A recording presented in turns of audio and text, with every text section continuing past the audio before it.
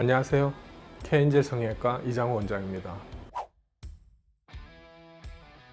눈 및 지방 재배치를 단독으로 할 때를 가정을 해서 말씀을 드리겠는데요. 피부가 탄력이 잘 유지가 되고 있으면서 눈 밑 고랑이 꺼져 있어서 그 위에 있는 지방이 좀 불룩하게 보이는 분들 같은 경우에 눈 밑 지방 재배치가 효과가 많이 나타나는 케이스라 보시면 되겠습니다. 지방의 양에 따라서 눈 밑 지방만 단독으로 하는 경우도 있고, 지방을 제거를 하면서 지방 재배치를 하는 경우도 있고, 지방 이식을 통해서 조금 모자란 부분을 채워주기도 할 수 있기 때문에 지방의 양이 이제 적당한 경우에는 가장 효과가 제일 좋겠지만은 너무 많거나 적다고 해가지고 효과가 아예 없다고 말씀드리기에는 조금 한계가 있고요. 거기에 맞춰서 지방 재배치와 함께 부가적으로 뭔가 시술을 통해서 좀 더 좋은 결과를 만들 수 있도록 하면은 괜찮다고 봅니다.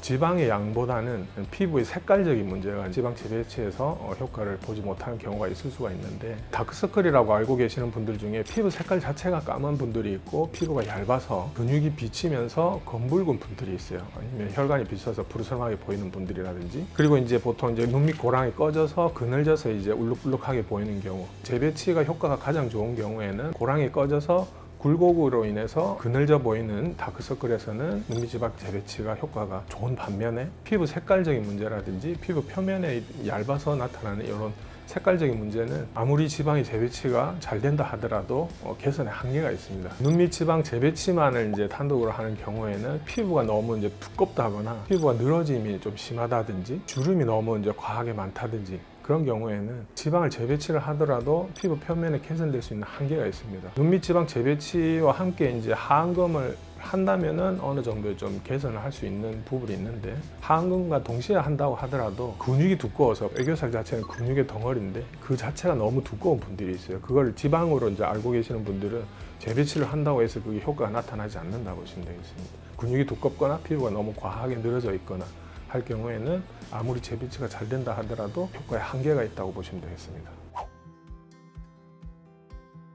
너무 이제 지방이 적을 경우에 재배치를 못하는 경우도 있긴 한데, 그거는 이제 환자분과 상담을 하면서 충분히 이제 설명을 드린 다음에 진행을 해야 될 것 같고요. 지방이 어느 정도 너무 적다고 하더라도 고랑 자체가 너무 꺼져 있는 분들이 있어요. 그런 분들 같은 경우에는 고랑 자체가 인대가 강하게 붙어 있는 길이기 때문에 그걸 어느 정도 좀 박리를 해서 풀어주는 것만으로도 이 윤곽이 좀 개선되는 경우가 생길 수가 있습니다. 그래서 모질한 지방은 지방을 이식을 통해서 이제 채워주면서 그 부분을 좀 부드럽게 만들 수가 있기 때문에 소량인 분들이라도 필요에 따라서는 그런 시술이 도움이 되는 경우가 있기 때문에 지레짐작으로 이제 포기하실 필요는 없을 것 같습니다.